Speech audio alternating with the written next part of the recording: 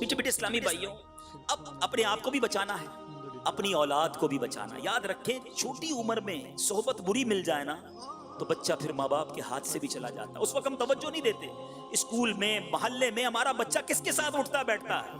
یہی بچپن کی صحبت عقیدہ بھی برباد کرتی ہے، یہی بچپن کی صحبت اعمال بھی برباد کرتی ہے اور بری عادتوں میں بھی لگا دیتی ہے، مگر ہم اس کو اگنور کرتے ہیں کہ ابھی بچہ ہے۔ نہیں میرے میٹھے اسلامی بھائیوں، ایک بہت خوبصورت رسالہ ہے مکتبۃ المدینہ کا، دودھ پیتا مدنی منا، اس کے اندر ایک بڑی خوبصورت حکایت ہے اور یہ بہت سارے والدین کو کام آئے گی۔ ایک صاحب اپنے بچے کو کہتے بیٹا میں نے دیکھا ہے تمہارے دوست کچھ ٹھیک نہیں ہیں، بروں کی صحبت میں مت بیٹھنا ورنہ یہ تمہیں برا بنا دیں گے۔ تو بیٹا کہتا ابو جان فکر نہ کریں، دوست اگر برے بھی ہیں تو میں ان جیسا نہیں بنوں گا۔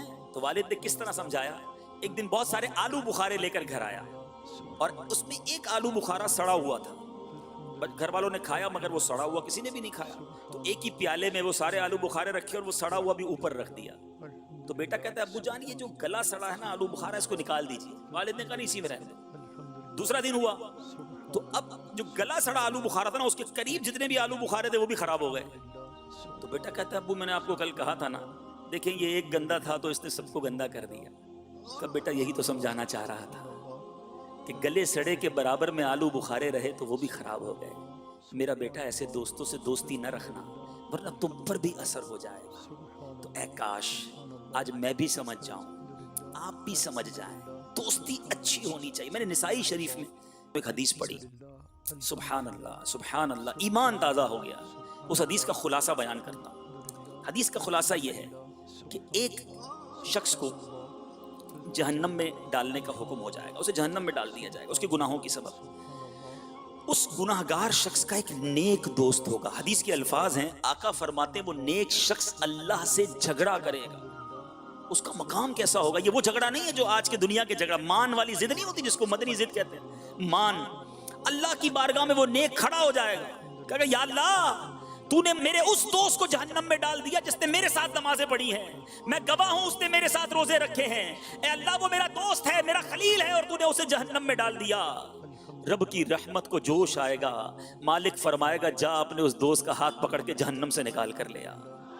اللہ اکبر اللہ اکبر۔ جب یہ حدیث پڑھی میں سوچنے پر مجبور ہوا اور شاید آپ بھی سوچیں گے، سوچئے اگر نہیں سوچا تو کوئی تو ایسا ایک دوست ہو کہ اگر قیامت کے دن میرے گناہوں کے سبب، میرے برے اعمال کے سبب اگر میرے ساتھ کچھ برا ہو جائے جو میرے لیے برا ہو، یقیناً جو ہوگا وہ انصاف ہوگا، تو میرا وہ دوست رب کی بارگاہ میں کھڑا ہو جائے، یا اللہ اس نے میرے ساتھ نمازیں پڑھی تھی۔ میں ایک مدنی مشورہ دوں گا یہاں موجود اسلامی بھائیوں کو، یہ مدنی قافلے جو جاتے ہیں نا ان میں خوب سفر کیا کرو۔ یہ جو اصلاح اعمال کورس ہے یہ کمال کا کورس ہے، ضرور کیا کریں کیونکہ اس میں مدنی انعامات کے عاملین نیک اسلامی بھائی ہیں۔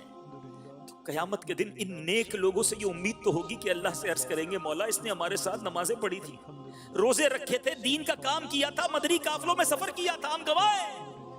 ایسے ایک دو دوست ہونے چاہیے میرے میٹھے اسلامی بھائی۔ مدنی ماحول میں بھی میں مشورہ دوں گا کہ اپنی قربت ان کے ساتھ رکھیں جو مدنی انعامات کے عامل ہیں، جو 12 ماہ کے مسافر ہیں، جن کے اندر خوف خدا آپ کو نظر آتا ہے، جو عشق رسول کے پیکر ہیں۔ تلاش کرو کہ یار یہ بڑا نیک ہے، میں اس کے ساتھ ہو جاتی، یہ روز تلاوت کرتا ہے تاکہ اس کی برکتیں مجھے ملتی رہیں۔ ایک تو اس کی صحبت اثر کرے گی اور دوسرا انشاءاللہ یہ میری سفارش کرے گا۔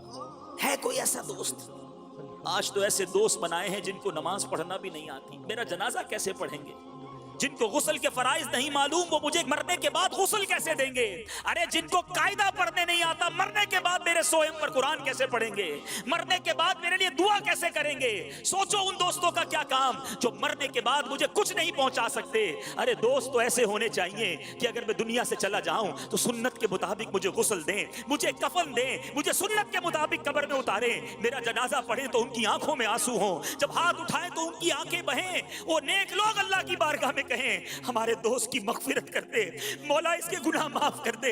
جب نماز پڑھیں ہمیں یاد رکھیں، جب نیکی کا کام کریں ہمیں یاد رکھیں، جب قرآن کھولیں تو ہمیں ثواب پہنچائیں، جب کسی بازار پہ جائیں یاد کر کے ہمارے لیے دعا کریں۔ ہیں ایسے دوست یا ایسے دوست ہیں جو مرنے کے بعد بھی سنیما جاتے رہیں گے، جو برائیوں کے اڈوں پر جاتے رہیں گے؟ اے میرے میٹھے اسلامی بھائیوں، چوائس آپ نے کرنا ہے، فیصلہ آپ نے کرنا ہے کہ کیسے دوست رکھنے ہیں، کیسی صحبت رکھنی ہے۔ ہو سکتا ہے ناظرین اور یہاں موجود اسلامی بھائی سوچ رہے ہوں کہ بات تو ٹھیک ہو رہی ہے، دوست تو اچھے ہونے چاہیے، مگر اس دور میں کہاں سے ڈھونڈوں دوست؟ میٹھے اسلامی بھائیوں، دوست موجود ہیں، ماحول موجود ہیں، اسٹیپ فارورڈ آپ نے کرنا ہوگا، ہمت آپ نے کرنی ہوگی۔